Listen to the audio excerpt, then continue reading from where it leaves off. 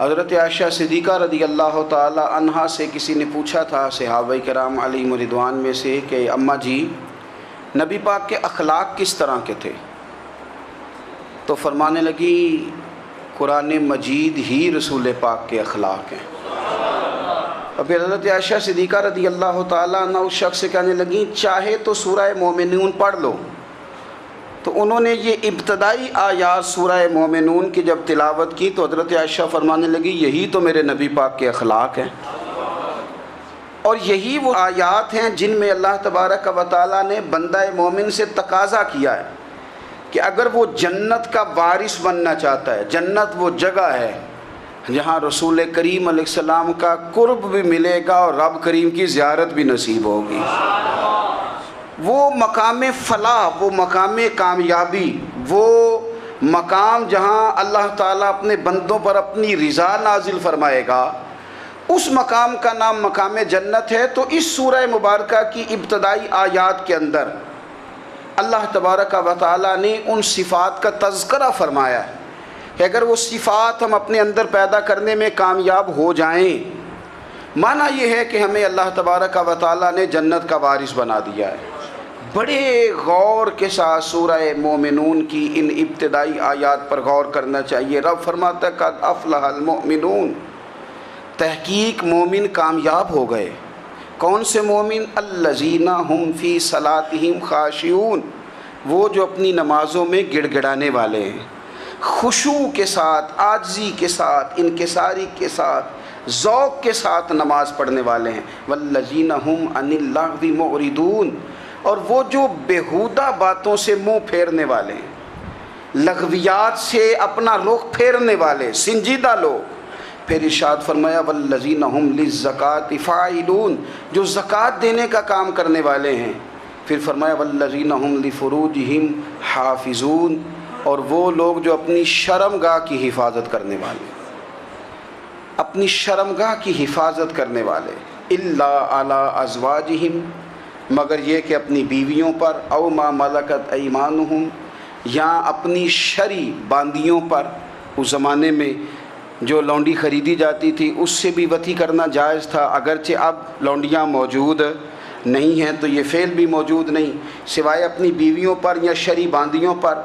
فإنہم غیر ملومین، فرمایا جو یہ کام کرے اس پر کوئی ملامت نہیں ہے، اپنی بیوی کے پاس شرعی طریقے سے جائے یا باندی کے پاس جائے۔ فمن ابتغى وراء ذلك، اور جو آدمی اس کے بعد اس حد سے بڑھے، اس کے سوا کچھ اور کرے جو بندہ، فرمایا فاولئک هم العادون، یہ لوگ حد سے بڑھنے والے ہیں، جو لونڈیوں اور باندیوں کے علاوہ، اپنی بیویوں کے علاوہ کسی اور جگہ گندگی کریں، یہ حد سے بڑھنے والے، حدوں کو کراس کرنے والے لوگ ہیں۔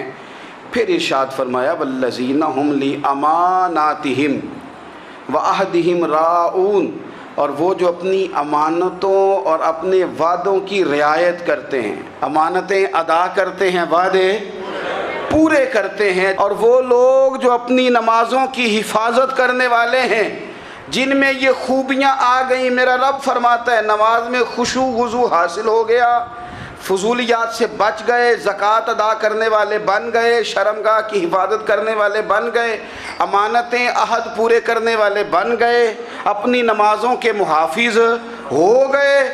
اللہ اکبر، قربان جائیں۔ مالک فرماتے ہیں اولئک هم الوارثون، یہی لوگ تو وارث ہیں۔ یا اللہ کس چیز کے؟ فرمایا الذین یرثون الفردوس، یہ لوگ جنت کے وارث ہیں، یہ جنت کے وارث ہیں یہ لوگ۔ ہم فیہا خالدون، اور فردوس سے، جنت سے نکالے نہیں جائیں گے، ہمیشہ ہی جنت میں رہیں گے۔ یہ آیات اللہ کا مطالبہ بھی ہے، یہ آیات صحابہ، اہل بیت، اولیاء اللہ، ان تمام کی سیرت کا عکس بھی ہے۔ اور سب سے بڑھ کر سیدہ عائشہ صدیقہ فرماتی ہیں یہی تو آیات ہیں جنہیں اچھی طرح سمجھ لو گے تو تمہیں مدینے والے کے اخلاق بھی سمجھ میں آ جائے گا، حضور کے اخلاق بھی تمہیں سمجھ میں آئیں۔ بڑے غور کے ساتھ سورہ مومنون کی ان ابتدائی آیات پر غور کرنا چاہیے۔ رب فرماتا ہے قد افلح المؤمنون، تحقیق مومن کامیاب ہو گئے۔ کون سے مومن؟ الذین هم فی صلاتہم خاشعون، وہ جو اپنی نمازوں میں گڑ گڑانے والے ہیں، خشوع کے ساتھ، عاجزی کے ساتھ، انکساری کے ساتھ، ذوق کے ساتھ نماز پڑھنے والے ہیں۔ دیکھیں قرآن نے یہ نہیں کہا شروع میں کہ وہ لوگ اپنی نماز پابندی سے پڑھتے ہیں، بلکہ فرمایا وہ نمازوں میں عاجزی کرتے ہیں، وہ نماز میں خشوع کرتے ہیں، خضوع کرتے ہیں۔ نماز ہم بھی پڑھتے ہیں، ڈھیر سارے لوگ ہیں جن کا یہ مطالبہ ہے کہ میرا نماز میں دل ہی نہیں لگتا۔ پہلی بات تو یہ ہے کہ دل نہ بھی لگے تو نماز پھر بھی پڑھنی ہے، اور دوسری بات یہ کہ دل لگانے کو بھی تو کچھ انسان کے پاس چیزیں ہونی چاہیے نا، کوئی ضروریات ہوتی ہیں۔ سب سے پہلی بات یہ کہ مسئلہ نماز کا نہیں، مسئلہ اہمیت کا ہے۔ آپ نے اللہ تبارک و تعالیٰ کی ذات کی، رب کریم کے جلالت کی جتنی زیادہ اہمیت اپنے دل میں محسوس کر لی، اتنا ہی نماز کی طرف توجہ آپ کی بڑھ جائے گی۔ آپ سادی سی مثال ہے، غور کر لیں، جتنا آپ اپنے استاد کو پروٹوکول دیتے ہیں، جتنی عزت کرتے ہیں، اتنا ہی وقت پہ آپ ان کے پاس پہنچ بھی جاتے ہیں۔ اگر آپ کے دل میں اہمیت نہیں ہے تو آپ ٹال دیں گے، اور جس استاد کی اہمیت ہے اس کے فون کی گھنٹی بجتے ہی فون بھی اٹھایا جائے گا، اور بات پوری مکمل بھی نہیں ہوگی تو کہا جائے گا جیسے آپ کہیں گے، اور جو وقت وہ دیں گے ان سے 10 منٹ پہلے پہنچنے کی کوشش بھی کی جائے گی۔ بس سمجھ لیں دل لگنے نہ لگنے کا مسئلہ نہیں، اہمیت کا مسئلہ ہے۔ آپ جتنی اپنے مالک کی بارگاہ کی اہمیت سمجھ لیں گے، اتنا ہی وقت پہ مسجد آئیں گے، اتنا ہی شوق سے نماز پڑھیں گے۔ دوسری بات، نماز کے ترجمے پہ غور کریں۔ آپ یقین کریں اگر نماز کا ترجمہ ہمیں آ جائے نا تو ہمیں تو یوں لگے کہ ہم تو اپنے مالک کی بارگاہ میں عرض و معروض کرنے حاضر ہوئے ہیں۔ یہ سورہ فاتحہ ہی دیکھ لیں آپ، حضور فرماتے ہیں، رب فرماتا ہے سورۃ فاتحہ آدھی میری ہے آدھی میرے بندے کی ہے۔ جب اس نے کہا الحمدللہ رب العالمین الرحمن الرحیم مالک یوم الدین ایاک نعبد و ایاک نستعین، جب یہاں تک وہ لفظ کہتا ہے تو یہ حصہ میرا تھا۔ اس نے اپنے رب کی تعریف کی، اور جب کہا نا اس نے اہدنا الصراط المستقیم، اب بندے نے التجائیں شروع کر دی۔ اس نے کہا کہ مالک بھی تو ہے، رحمان بھی تو ہے، رحیم بھی تو ہے، عبادت بھی تیری کرتے ہیں تو مدد بھی تو تجھی سے مانگنی ہے نا، اب مہربانی فرمانا اہدنا الصراط المستقیم، ہمیں سیدھا راستہ دکھا دے، صراط الذین انعمت علیہم، ان لوگوں کا راستہ دکھانا جن پر تو نے انعام کیا ہے، غیر المغضوب علیہم ولا الضالین، ان کے راستے پہ نہ چلانا جن پر تیرا غضب ہوا، جو گمراہ ہو گئے ان کے راستے۔ تو نماز میں جب ترجمے پر آپ کا غور ہوتا ہے تو آپ کا تو دل خود بخود لگ جاتا ہے، شوق بڑھ جاتا ہے آپ کا۔ تو اتنی چیزیں ہم زندگی میں یاد کرتے ہیں، تو اگر ترجمہ بھی نماز کا یاد کر لیں اور پھر شوق سے پڑھیں تو آپ یقین کریں طبیعت کھنچی چلی آئے گی۔ ہمارے یہاں کچھ لوگ نماز پڑھتے ہیں پر بڑی لاپرواہی سے پڑھتے ہیں، کبھی ادھر دیکھتے ہیں کبھی ادھر دیکھتے ہیں، کبھی بال سہلاتے ہیں۔ وہ میں نے دیکھا ہے سجدے جا رہے ہیں تو سیانے سیانے بندے کبھی کپڑے کو چھیڑ رہے ہیں، کبھی جگہ کو چھیڑ رہے ہیں۔ میرے نبی کریم صلی اللہ تعالیٰ علیہ وسلم نے فرمایا ان لوگوں کا کیا حال ہے جو اپنی نماز میں نظریں آسمان کی طرف اٹھاتے ہیں، رکوع سے اٹھے تو اوپر دیکھنا شروع کر دیا، کیا حال ہے ان کا۔ اور پھر حضور نے ایک موقع پر تو سختی فرمائی، فرمایا جو نماز پڑھتے اپنی نظریں آسمان کی طرف اٹھاتا ہے وہ باز آ جائے، ورنہ ایسا نہ ہو کہ رب اس کی آنکھیں ہی چھین لے، وہ باز آ جائے اس کام سے۔ خشوع کے ساتھ نماز پڑھے، عاجزی کے ساتھ نماز پڑھے، اس کا دل لگا ہوا ہو نماز کے اندر۔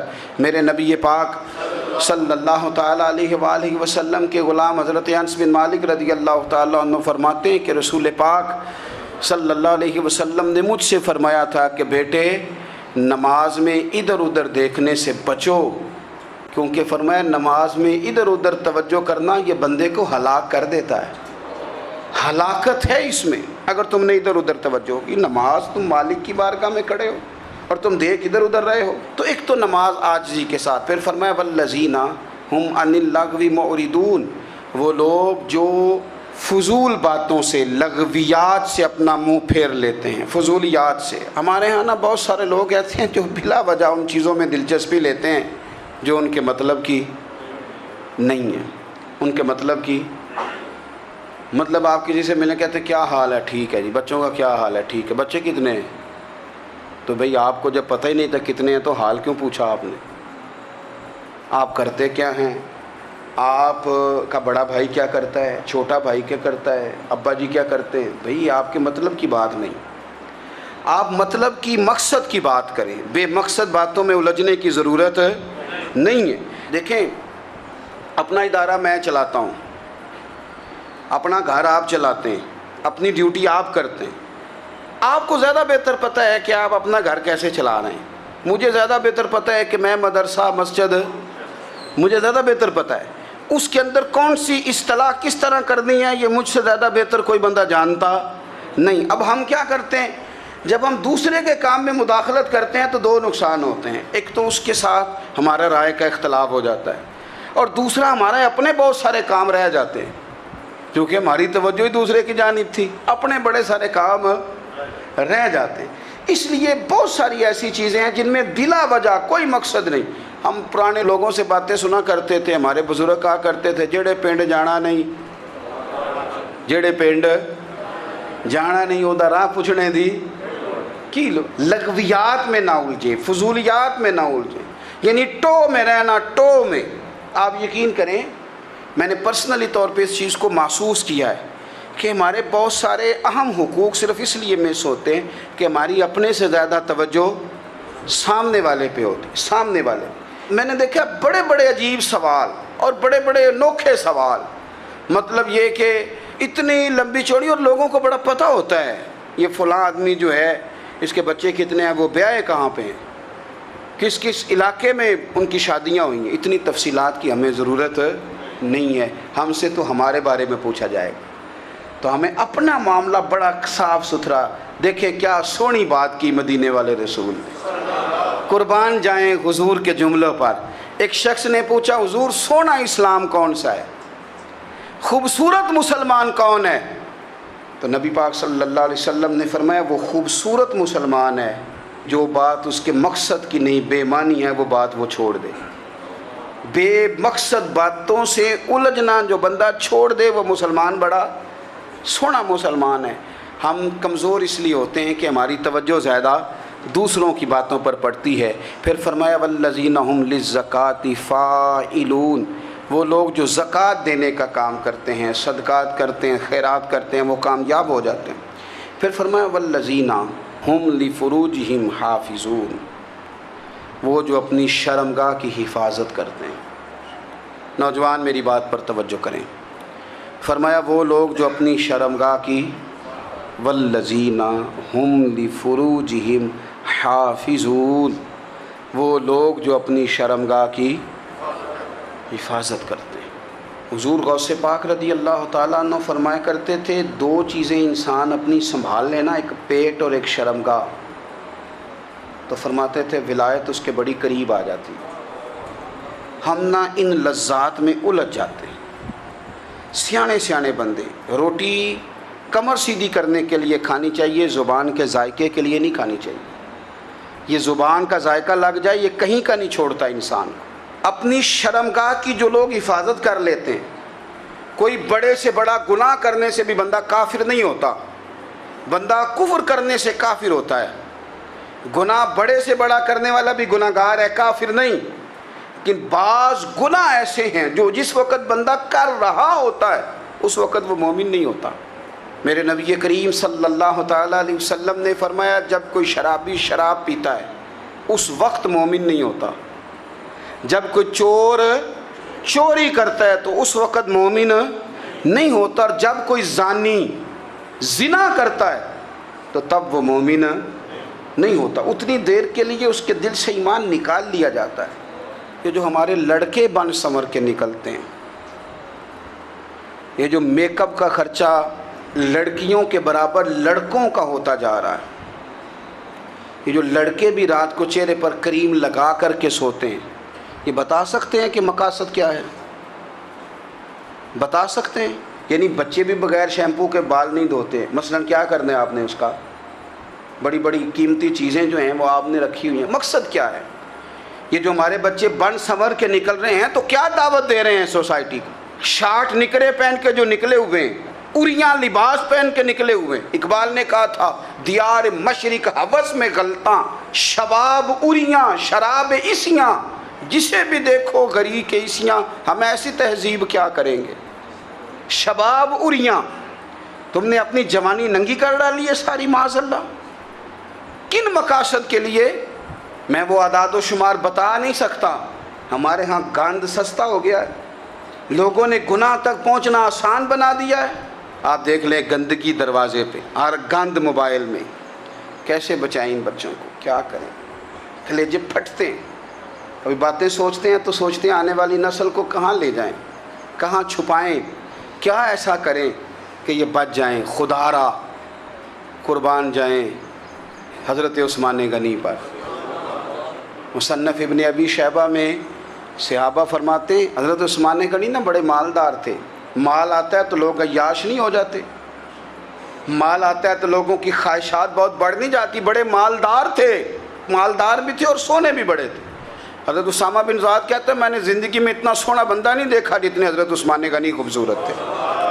پیسہ بھی حسن بھی، لیکن فرماتے ہیں کہ حضرت عثمان غنی سب سے بڑھ کر اپنی شرمگاہ کی حفاظت کرنے والے اور سب سے بڑھ کر صلہ رحمی کرنے والے، رشتہ داروں سے اچھا سلوک کرنے والے، حیا والے، شرم والے، پاکیزگی والے. آپ کا ذہن ہے، آپ صبح اٹھتے ہی ذہن بنا لیں کہ میں نے آج اتنا سبق پڑھنا ہے، آج اتنی تفسیر دیکھنی ہے، اتنی عبادت کرنی ہے، فلانی نعت میں نے دیکھنی ہے، فلاں خیر کا کام کرنا ہے، فلاں آدمی کے ساتھ نیکی کرنی ہے. صبح ذہن بنا لیں، آپ کا ذہن وہی کام کرنے لگے گا. لیکن اگر صبح اٹھتے ہی ذہن میں گندگی ہے، رات کو سوتے ہی معاذ اللہ ذہن میں وسوسے ہیں، تو پھر سارا دن وہی چکی چلے گی، وہی انداز رہے گا. تھوڑا سا آپ کو اس کی نگرانی کرنی ہے. تھوڑا سا فحاشی اریانی یہ تیزی سے پھیل رہی ہے، تیزی سے گندگی لوگ کشید کر کے لاتے ہیں. اور حیا کا مطلب صرف اتنا ہی نہیں ہے آپ زنا اور بدکاری سے بچیں، آپ اپنی زبان کو بھی حیا والا بنائیں. کوئی کچا کمزور جملہ، گندی بات، گالی کبھی بھی زبان پہ نہ آئے. آپ کا انداز حیا والا ہو. بے باک ہو جانا، بے باک بولنا، میں باریکی سے اس بات کو سمجھتا ہوں اور میں آپ کو بہت ساری بزرگوں کے ارشادات کا نچوڑ عرض کرنے لگا ہوں. آپ اپنا ذہن صاف کر لیں، آپ کے بہت سارے کام ویسے ہی صحیح ہو جائیں گے. چونکہ ہمارے دین کے اندر زیادہ اجر نیتوں اور ارادوں پہ ملتا ہے. آپ کے جو اندر کی پاکیزگی ہے وہ بہت سارا فضل لاتی ہے اللہ کا. اور اگر دل ہی ناپاک ہو، ذہن ہی ناپاک ہو، تو وہ خیر کی چیزیں کس طرح کر کے داخل ہوں گی؟ اپنی شرمگاہ کی قربان جائیں. نوجوانوں ذرا غور کرنا، میرے نبی کریم صلی اللہ تعالیٰ علیہ وسلم کے بارے میں حضرت عائشہ صدیقہ فرماتی ہیں کہ عرب کی کنواری لڑکیاں بڑی حیا والی ہوتی تھیں، لیکن اللہ کے پیارے رسول صلی اللہ علیہ وسلم عرب کی کنواری لڑکیوں سے بھی بڑھ کر حیا والے تھے. یہ ہمارے بچے مذاق میں ہمیں کئی دفعہ کہتے ہیں شادی کرا دو، شوگل میں کہہ دیتے، ابا کو کہہ دیتے ہیں، ابا کو نہیں منہ پہ آگے کہہ دیتے ہیں، کہتے ہیں یہ بڑا بھائی مصیبت بن گیا، یہ ہٹے گا تمہاری باری آئے گی. آپ کچھ ایسی باتیں کر رہے ہیں، کچھ ایسے انداز آپ اختیار کر رہے ہیں جو وزادار لوگ کرتے نہیں. شرم و حیا سے وہ چیزیں ڈھل جاتی ہیں جو باتیں ہمارے بچوں کی زبانوں پر بے باکی کے ساتھ آنے لگی ہیں. اور میں آپ کو ایک عقلی بات عرض کرتا ہوں، آپ اپنی زبان سے جو جملے خود ادا کرتے ہیں وہ جملے آپ کے دل پر بھی اثر کرتے ہیں. اگر آپ غلط بات بار بار کریں گے تو آپ کا دل بھی غلط بات کی طرف مائل ہو جائے گا. آپ 10 بار 15 بار 20 بار کوئی خیر کی بات کریں، خیر کی، تو آپ دیکھیں گے آپ کا دل بھی خیر کی طرف مائل ہو جائے گا. آپ خیر کی باتوں پر اپنے آپ کو لائیں، اچھی باتوں پر اپنی توجہ لائیں، آپ کا دل بھی اچھائی کی طرف مائل ہو جائے گا. کفل کا ایک واقعہ ترمذی میں ملتا ہے. ایک شخص کفل نام کا تھا بنی اسرائیل میں. ایک عورت مجبور تھی، اس کے بچے بھوکے تھے، تو کفل نے اسے مائل کر لیا کہ تو میرے ساتھ گناہ کرے گی تو پھر میں تیرے بچوں کی روٹی تجھے دوں گا. تو وہ عورت پہلے تو بیچاری نہ مانی، لیکن بچوں کی بھوک دیکھ کے مجبور ہو گئی. جب کفل کے قریب گئی نا وہ عورت، اس نے دروازے سارے بند کر لیے. ترمذی شریف میں اس کا واقعہ موجود ہے. چاروں جانب سے بند ہو گیا سارا کچھ. لیکن جب وہ کفل کہتا ہے میں اس بی بی کے پاس جانے لگا تو عورت کا وجود کانپتا تھا. جس بندے کو گناہ کی طرف جاتے اس کی طبیعت میں ہیجان پیدا ہو تو معنی یہ ہے کہ ابھی ذہن پورا غلیظ نہیں ہوا, ابھی طبیعت پوری گندی نہیں ہوئی, ابھی ایمان کی بہت ساری قسمیں موجود ہیں, عورت کا وجود کانپتا ہے. تو کفل کہتے ہیں کہ میں نے اسے کہا کہ سارے دروازے بند ہیں, آپ ڈرتی کیوں ہے؟ تو کہنے لگی ڈرتی اس لیے ہوں کہ سارے دروازے بند نہیں ہوتے, ایک دروازہ کھلا ہے اور وہ دروازہ رب قدیر کا دروازہ ہے, اسے کیسے بند کیا جا سکتا ہے؟ تو کہتے ہیں جب اس نے یہ لفظ کہے تو مجھ پر بھی بات کا اثر ہوا, مجھ پر. تو میں نے کہا کہ اگر تو عورت ہو کہ رب سے اتنا ڈرتی ہے تو مجھے تو اس نے مرد بنایا ہے, تو مرد تو ہوتا ہی وہ ہے جو اپنے آپ پر کنٹرول کر سکے. تو اب نہ معاملہ آگے جائے گا, اب یہاں بات رکے گی نہیں, جا میں تجھے آزاد کرتا ہوں. عورت گئی, اس نے توبہ کی کفل نے, اور رات رو کے کہنے لگا مالک آج میں نے توبہ کی ہے تو میرے اوپر مہربانی کرنا, میری توبہ ٹوٹنے نہ پائے. رات اس نے توبہ کی, رات ہی انتقال ہو گیا. لوگوں کو پتہ تھا بڑا بے حیا ہے, بد کردار ہے, گناہ گار ہے, شاید لوگ اس کا چہرہ دیکھنے بھی نہ جاتے, پر مالک کریم ہے نا. حضور فرماتے ہیں سویرے اس کے دروازے پہ لکھ دیا اللہ نے, لوگوں رب نے کفل کے سارے گناہ معاف کر دیے ہیں, اس کے دروازے پہ لکھ دیا گیا. جب آپ اپنی حفاظت کرنا چاہتے ہیں تو اللہ پھر اسباب بھی پیدا کر دیتا ہے. اپنی شرمگاہ کی, اپنی نظر کی آپ خوب حفاظت کریں. اور میں آپ کو ایک بات عرض کروں, ایک بندے کے باحیا ہو جانے سے نا, ایک بندے کے ٹھیک ہو جانے سے اس کے دائیں بائیں بے شمار لوگ ٹھیک ہو جاتے ہیں. نہ چاہتے ہوئے بھی آپ کی نیکی کا اثر آپ کے دوستوں پہ پڑتا ہے, نہ چاہتے ہوئے. اور ایک بندے کے بگڑ جانے سے اس کے دائیں بائیں بہت سارے لوگ بگڑ جاتے ہیں, بہت سارے لوگ بگڑ جاتے ہیں. آپ اگر اپنے لب و لہجے پر یہ پابندی لگا سکیں اور اپنے آپ کو اگر آپ سنبھال سکیں تو پھر یاد رکھیے گا بڑی ساری چیزیں بہتر ہو جائیں گی. کچھ چیزیں ایسی ہوتی ہیں جو ہم نہ فراخ دلی سے بانٹتے ہیں, اور کچھ چیزیں ایسی ہوتی ہیں جو مجبور ہو کر ہم دیتے ہیں. کئی دفعہ ایسا ہوتا ہے کہ سامنے والا کچھ زیادہ تکلیف میں ہوتا ہے اور ہمارے پاس بھی وسعت نہیں ہوتی, لیکن زیادہ اجر اسی بندے کو ملتا ہے جو تھوڑی تکلیف برداشت کرے اور سامنے والے کی تکلیف کو دور کرے. مدینہ منورہ میں نا قحط پڑ گیا تھا, غلہ نہیں ملتا تھا, تو قحط کے زمانے میں لوگ نا پھر چیزوں کو مہنگا کر کے بیچتے ہیں. ہمارے ہاں ایک طرف چینی کی لائنیں لگی ہوتی ہیں اور دوسری دفعہ چھاپا پڑتا ہے, پورے کے پورے گودام بھرے ہوئے نکل آتے ہیں. لوگ مصنوعی قلت پیدا کر دیتے ہیں. حضرت عمر فاروق رضی اللہ تعالیٰ عنہ کے زمانہ نور میں قحط پڑ گیا تھا, گندم کا دانہ اس طرح ہو گیا تھا جس طرح سونا ہے. سیدنا عثمان غنی رضی اللہ تعالیٰ عنہ کے نا بہت سارے اونٹ غلے کے بھرے ہوئے مصر سے آئے, اور لگتا یوں ہے کہ وہ شخص آپ ہی کو غلہ دیتا تھا, کسی اور کو دیتا بھی نہیں تھا, جو اونٹ بھر کے اس نے دیے.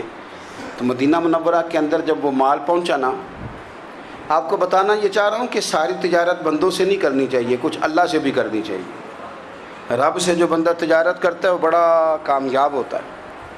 وہ غلے سے بھرے ہوئے اونٹ آپ کے پہنچ گئے تو تاجر آئے, انہوں نے آگے کہا عثمان ہم کھول کے نہیں دیکھتے کہ اندر مٹی ہے کہ سونا ہے, اور یہ بھی نہیں پوچھتے آپ نے کتنے کا خریدا, آپ کی زبان پر اعتبار ہے, آپ نے جتنے کا مال لیا ہے نا ہم ڈبل دیتے ہیں, آپ ہمیں دے دیں. آپ فرمانے لگے نہیں مجھے زیادہ نفع ملتا ہے. انہوں نے کہا 2 گنا, فرمایا نہیں زیادہ ملتا ہے. کہا 3 گنا, فرمایا زیادہ ملتا ہے. وہ کہنے لگے اس سے زیادہ تو کوئی تاجر ہے ہی نہیں جو زیادہ دے. فرمایا بس مجھے ملتا ہے نا. کہا کتنا ملتا ہے؟ فرمانے لگے لگتا ہے کہ اگر وہ تاجر زیادہ کرم نوازی کرے تو 700 گنا تو دے گا ہی, اور باقی کریم ہے. انہوں نے کہا جی نہیں اتنا نہیں ہم دے سکتے, پھر آپ بیچ لیں. یہ بات ہی سمجھ میں نہیں آتی. لوگ چلے گئے تو حضرت عثمان غنی مال اٹھا کے مسجد کے دروازے پہ لے گئے, جا کے کہنے لگے اے عمر اعلان کر دیں جس غریب کو گندم کی ضرورت ہے, آسانی کے دور میں نہیں دقت کے دور میں, جب لوگوں کو مل نہیں رہی چیز, جس کو ضرورت ہے وہ آئے اور آ کے لے جائے۔ جب جناب عثمان غنی کے اس غلے کا اعلان ہوا تو تاجروں کو اب مسئلہ سمجھ میں آیا کہ یہ 700 گنا کو بندہ نہیں دے رہا، یہ رب کریم عطا فرما رہا ہے۔ میرے عزیز، کچھ سودے رب کے ساتھ بھی کریں۔ اگر کوئی بڑا ضرورت مند دروازے پہ آ جائے نا تو پھر اپنا نفع نقصان نہیں سوچنا، پھر تو رب کے ساتھ تجارت کرنی ہے۔ ضرورت مند کی ضرورت کا لحاظ کرنا یہ نہ مسلمانوں کے ایک دوسرے کے قریب کرے گا۔ ہم کون ہوتے ہیں کسی کی حاجت پوری کرنے والے، ضرورت پوری کرنے والے؟ کرنے والا تو اللہ ہے۔ تو اگر رب ہمیں کبھی وسیلہ بنائے، ذریعہ بنائے، تو پھر ہمیں ذرا نا خوش دلی سے بننا چاہیے، ذوق اور شوق سے بڑھنا چاہیے، پھر ہمیں کمزور نہیں پڑنا چاہیے۔